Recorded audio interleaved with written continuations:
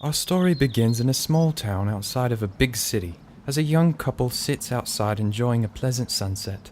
Sugar was a good girl, raised on a rural, green, nutrient-rich field in Brazil.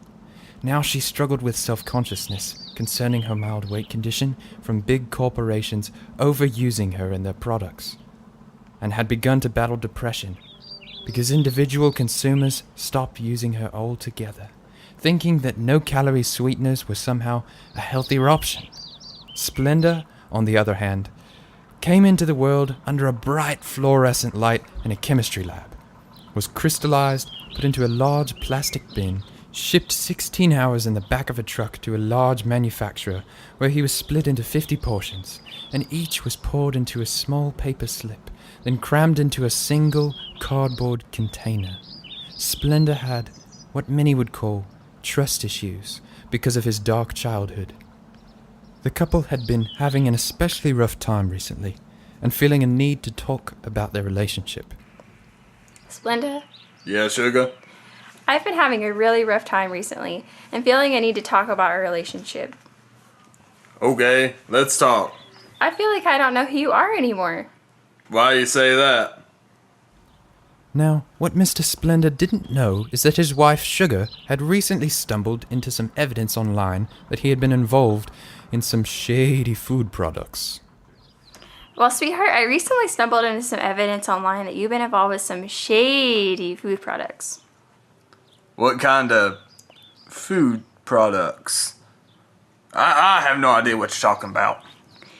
I know you've been around Sweet and Low and Equal again. You said you wouldn't see them anymore, that you weren't about that life, that you had changed.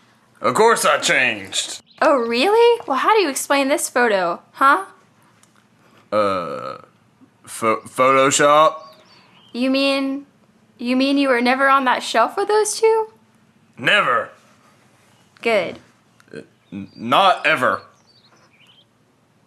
Not for very long. What? I can't believe you, Splen. You know they're bad influences on you with all those harmful reactions they have on people's digestive system, making people believe they have no harmful effects just because they don't have any calories. I can't believe you're being so fake with me. Splendor didn't know what to say. He wanted to change from his past, but he just didn't know how to be real. Fake was the only thing he knew.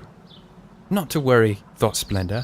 I can just lie and say, of course I'm not being fake. Of course I'm not being fake.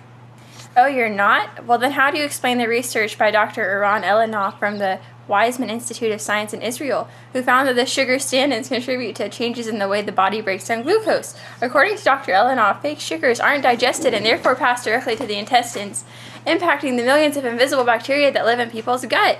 How did Dr. Elanoff figure that out, huh? You promised me you would never impact people's invisible bacteria again!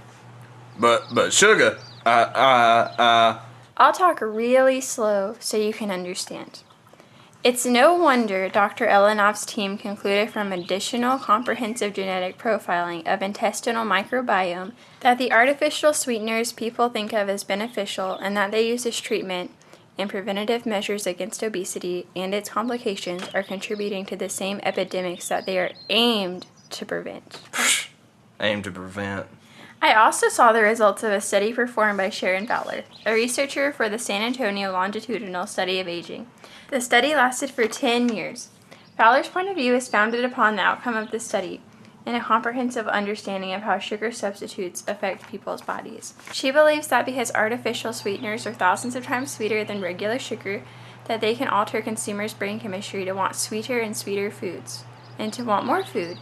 To recognize the magnitude of the psychological issue, you have to also consider that people can subconsciously feel a need to make up for the sugar calories they do not consume. Any other food, lots and lots of food, often sweeter food, and then they get real fat. At this point, Splendor's natural tendency to be fake was overwhelmed by the fear he felt because Sugar had found out about the secret adverse health effects he had on consumers for the past 4 decades. Gosh, Sugar, I'm overwhelmed by the fear I feel because you found out about the secret adverse health effects I've had on consumers for the past 4 decades. Wait, I didn't want to say that. You've done what for the past 4 decades? Well, good grief. That's it, Splen. It's time for you to know. Know what? I've been seeing someone else. Yo, what up? We're through, Splenda. I like my men like I like my coffee. Tall, dark, and all natural. No!